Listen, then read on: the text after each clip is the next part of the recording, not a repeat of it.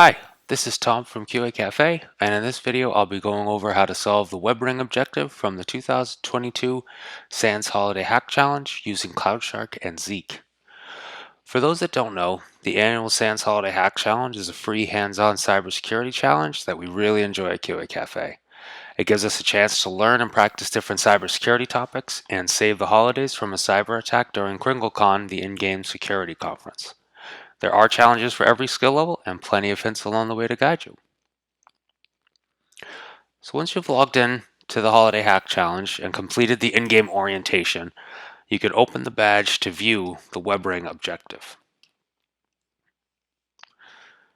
In this objective, we are given a PCAP artifact and a set of questions to answer about a cyber attack that has occurred. The first part of the objective is to identify which IP address is being naughty. And so here I've taken the capture from these artifacts and uploaded it to CloudShark so we can start our analysis using Zeek. The majority of all the connections in the PCAP are HTTP connections. This is where we'll start looking for anything that might indicate which IP address is being naughty. So here we've got the HTTP log, and we can use the request built-in view to organize this and show us the originating host IP address of the request, what method the request is using, and what host and URI the request is going to. We've also got to count for how many times this request appears in the HTTP log. Right away we can see this first item has 910 HTTP post requests to the /login.html page. So looking at this row, we've got the IP address right here, and this is the naughty IP address that we're looking for. And with this, we can start working on the next step of the challenge. The next step in the objective tells us that the first attack was a brute force login and asks for the first username tried. This is where using the Zeek logs feature in CloudShark started to feel a bit like cheating. So applying the values from this row, where we have the naughty IP address posted into /login, we'll open up the HTTP log filtered to match only requests matching those values. So here we can sort based on the timestamp of when the connection was made, click on the first row, and view the packets that make up this request. From here we can use the follow HTTP analysis tool and find the first username, Alice, tried in the brute force attack. The next attack in our PCAP is a forced browsing attack. So this is where the naughty one is guessing different URLs and it's asking for the first successful URL path in the attack. So for this, we'll go back to our Zeek logs view and we'll look at the request view of the HTTP log. So to start, since we know our naughty IP address, we can add a filter to filter for only rows containing that IP address. And here we can see the different URIs being requested by the attacker.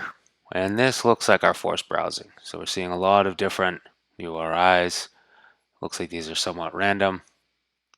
And to see how the server is responding, we can add the status code and the status message to see how the server is responding. And since we need the first one, first successful one, we'll add the timestamp as well. So once we've added these columns, we can sort based on the timestamp. And now as we scroll down, we can see the majority of these requests from our forced browsing attack are being responded to with a 404 not found. And if we scroll all the way to the bottom, here we can see the first successful request where the server is responding with a 200 OK, and that is going to the /proc URL. Now that we have the first successful URL the attacker found, we are at the last step in this part of the objective. In the last step of the attack, XXE was used to get secret keys from the IMDS service and we need to find which URL the attacker forced the server to fetch.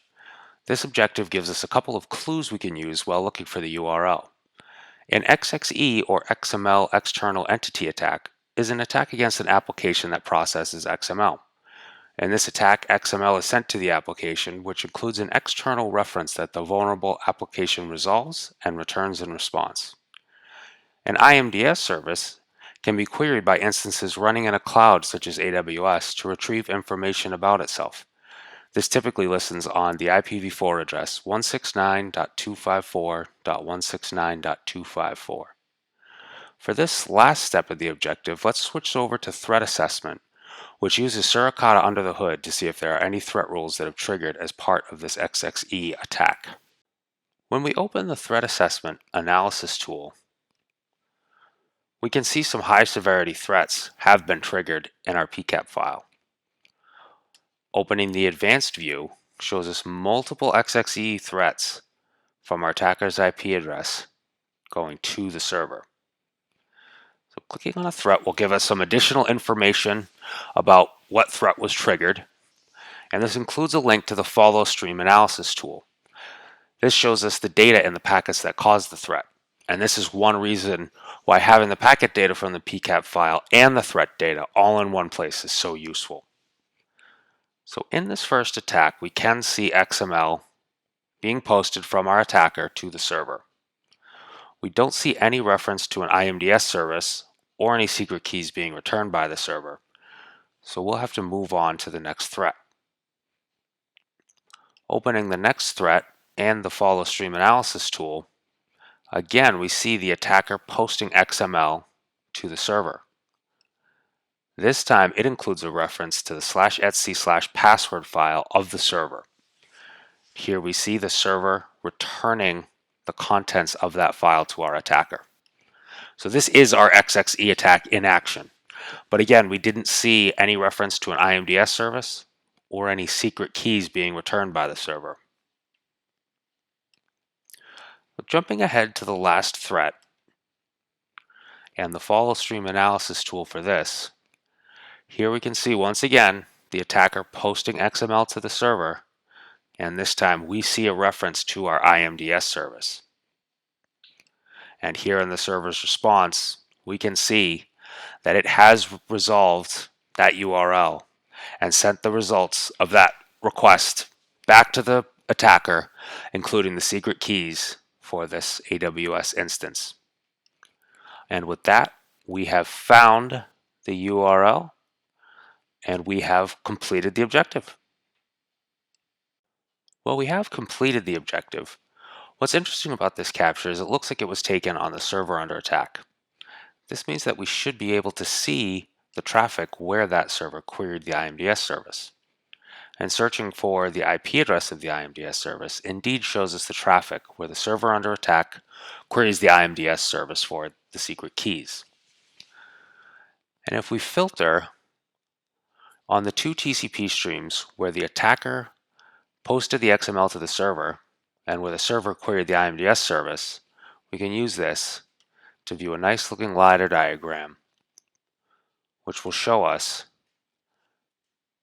the packets where the attacker posted XML to the server, where the server queried the IMDS service for that information, and then where the server finally responded back to the attacker with those secret keys.